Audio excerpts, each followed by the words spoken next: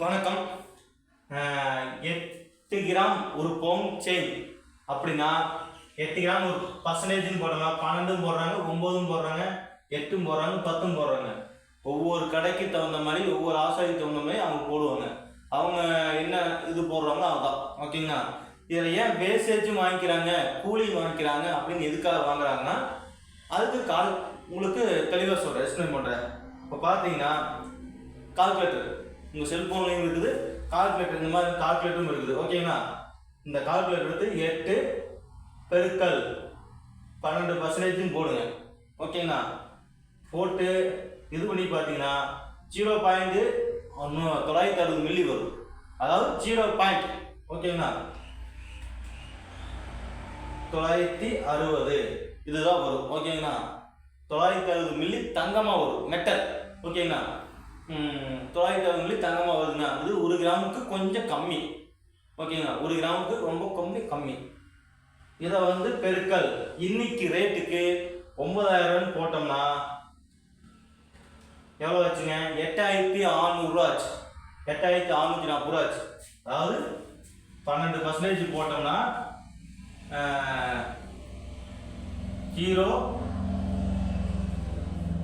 960 milli தங்கமாக வருது. ஓகேங்களா? இது வேஸ்டேஜ், சேதம். சரிங்களா? சேதாரம். ஓகேங்களா? சேதாரமாக வருது. இதில் என்னன்னா இந்த 960 மில்லி தங்கம் நம்ம பெருக்கல் 9200 ரூபா இன்னைக்கு ரேட்டு, 1 கிராம் ரேட்டு. ஓகேங்களா? 1 கிராம் ரேட்டு 9200 ரூபானா இங்கே வகுத்தல் எவ்வளோ வச்சுங்க? 8640 ரூபா ஆச்சு. 8640 ரூபா ஆச்சு. சரிங்களா? இந்த 8640 ரூபாயுமே ஒரு செயினுக்கு மேக்ஸிமம் கடைக்கு தகுந்த, ஒவ்வொரு கடைக்கு அதே மாதிரி போடுவாங்க. ஒரு கடையில் 1000 ரூபா போடுவாங்க, ஒரு கடையில் 500 ரூபாயும் போடுவாங்க. ஆசாரிக்கு பார்த்தீங்கன்னா 300 ரூபா போடுவாங்க, 400 ரூபா போடுவாங்க. நான் கூலியே போடுறது கிடையாது.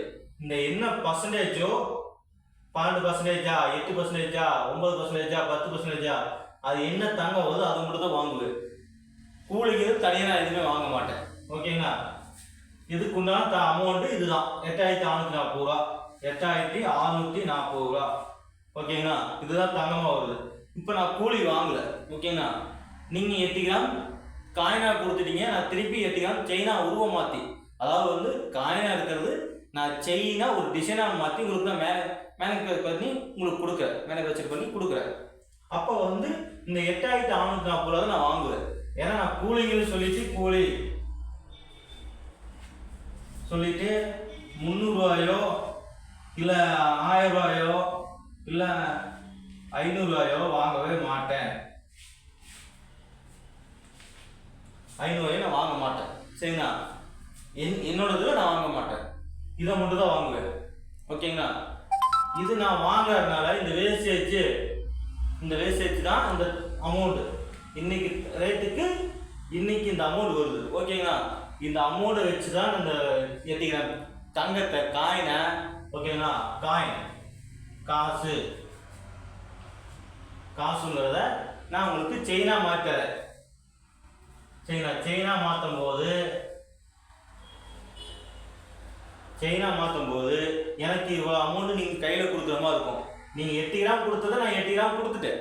ஓகேங்களா? 8 கிராம் நான் காயினா கொடுத்தது நான் 8 கிராம் செயினா உங்களுக்கு பாஸ் பண்ணிட்டேன். ஓகேங்களா? அப்போ எனக்கு நான் என் வேலை செஞ்சதுக்கு எனக்கு என்ன இது?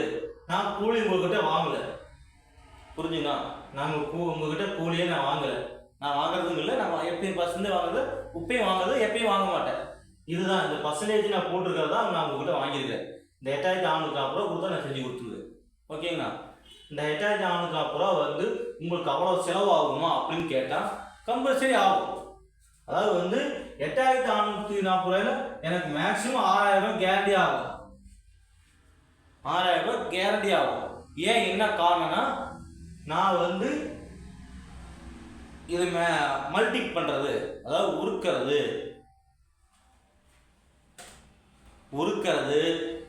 அதாவது மல்டி பண்ணுன்னு சொல்லுவாங்க. உருக்கிறது, கம்பி லென்த் பண்ணணும். அப்புறம் வந்து ஒவ்வொரு வேலையும் உட்காந்து நான் குறைஞ்சது வந்து 2 நாளும் செய்யணும்.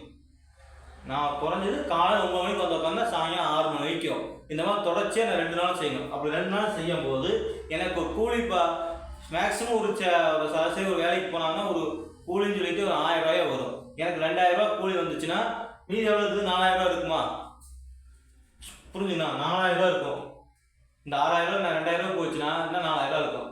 4000 ரூபாய் இல்லை, நான் அந்த மல்டிக் பண்ணுறது, கம்பி லென்த்து பண்ணுறது, டிசைன் மேலே டிசைன் போடணும், பாலிஷ் போடணும், இந்த மாதிரி ஒவ்வொன்றும் ஒரு வேலை இருக்குது. இது எல்லாமே வேலை செய்யும்போது உங்களுக்கு வேஸ்டேஜ் ஆகும். அது கண்ணுக்கே தெரியாது. நீங்கள் அதை எடுக்கவும் முடியாது, எடுக்கவும் இது பண்ண முடியாது. ஓகேங்களா? இப்போ யூடியூப்பில் நிறைய வருது வேலை செய்கிறது பூரா. எங்கள் ஆளு வேலை செய்கிறதும் பெரிய கம்பெனியில் வேலை செய்கிறது பூரா உங்களுக்கு வீடியோ நிறைய வருது. அதில் வந்து வேஸ்டேஜ் இத்தனை வேஸ்டேஜ் வருதா, இத்தனை இது வருதா அப்படின்னு இத்தனை தங்கம் பூரா அவங்க வச்சுக்கிறாங்க, நமக்கு கொடுக்குறதில்ல அப்படின்னு சொல்கிறாங்க. கிடையவே கிடையாது. அத்தனை தங்கம் வரவே வராது. அதை புரிஞ்சுங்க. இந்த 8 கிராம் நான் செயின் செய்யறதுக்கு நான் குறைஞ்சது வந்து 8 கிராம் ப்ளஸ் நான் 12 கிராம் தங்க 8 கிராம் 8 கிராம் ப்ளஸ் 4 கிராம் நான் எச்சு வைக்கணும். அப்போ வந்து எனக்கு 12 கிராம் வரும். புரிஞ்சுங்களா? நான் 8 கிராம் ப்ளஸ் 4 கிராம் இந்த 2 நான் சேர்த்துனாதான் எனக்கு 12 கிராம் தங்கமாக வரும். இந்த நான் 12 கிராம் தங்கத்தை நான் திருப்பி 2 கிராம் கொண்டு வரணும். புரிஞ்சுங்களா? இந்த 8 கிராம் வச்சு 8 கிராம் செய்யவே முடியாது.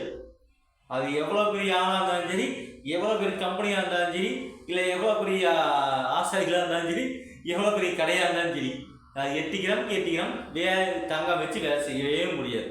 புரிஞ்சுங்களா? இதில் வந்து 4 கிராம் எக்ஸ்ட்ரா வச்சு தான் செய்யணும். அப்போ தான் இந்த டிசைன் கொண்டு வர முடியும். புரிஞ்சுங்களா? 12 கிராம் 4 இது 8 ப்ளஸ் 4 12 கிராம் 12 கிராம் வச்சா தான் வேலை செய்ய முடியும். 12 கிராம் வேலை செஞ்சு வேலை முடியும் போது பார்த்தீங்கன்னா 8 கிராம் வந்து நிற்கும். புரிஞ்சுங்களா? 8 கிராம் உங்களுக்கு ஃபினிஷிங் ஆகி உங்களுக்கு செயினாக மாறி நிற்கும். ஓகேங்களா? அப்போ அந்த 4 கிராமில் என்ன ஆச்சுன்னா நாங்கள் எங்கள் தங்கத்தை வச்சு தான் வேலை செய்யணும். புரிஞ்சுங்களா? நீங்கள் கடையில் கொண்டு போய் எடுக்கிறீங்க, அது போனால் எடுத்துகிட்டு வரோம், அவ்வளோதான் தெரியும். இவ்வளோ அதை வாங்குறாங்க, அவ்வளோ வாங்குறாங்க உங்களுக்கு தெரியும். ஆனால் வேறுபடும். புரிஞ்சுங்களா? இவ்வளோ வாங்குறாங்க, அவ்வளோ வாங்குறாங்கன்னு சொல்கிறீங்க, அதை வாங்குற ரைட்டு கடைக்கு 12%, 13, 9%, 8%, 10%, அதெல்லாம் நீங்கள் என்ன பர்சன்டேஜ் போட்டுருங்கன்னு கேட்டு வாங்குங்க. கம்மி பண்ணி வாங்குங்க. பர்சன்டேஜ் எனக்கு 10 போடுங்க, 7 போடுங்க, 6 போடுங்கன்னு கேட்டு வாங்குங்க. 9 போடுங்க, 8 போடுங்கன்னு கேட்டு வாங்குங்க. 4% கம்மி 12 போட்டாலும் 4% கம்மி பண்ண சொல்லுங்கள். 8% போட்டுத்தாங்க அப்படின்னு கேளுங்க. புரிஞ்சுங்களா?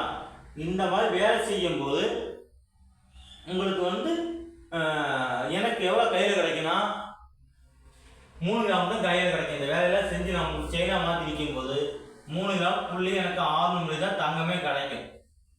புரிஞ்சுங்களா? 4 கிராம் எக்ஸ்ட்ரா வச்சுருக்கேன், ஆனால் எனக்கு கையில் கிடைச்சது 300-400 தான் 600 தான் கிடைச்சது. 4 மில்லி காணாமல் போயிடும். எங்கே போச்சுனே தெரியாது. நீங்கள் அதை எடுக்கலாம் முடியாது. இந்த 3 கிராம் அப்படியே பொடிப்படியே நீங்கள் யூடியூப்பில் பார்க்குறீங்களா, நிறைய தங்கம் உழுகுது, இந்த மாதிரி தான் உழுகும். அந்த 3 கிராம் தான் தங்கம் கீழே விழுகும். அதைத்தான் எடுக்க முடியும். மீதி 4 மில்லி 4 கிராம் வச்சிடல, நான் மீதி 4 மில்லி எங்கே போச்சு? காணம்.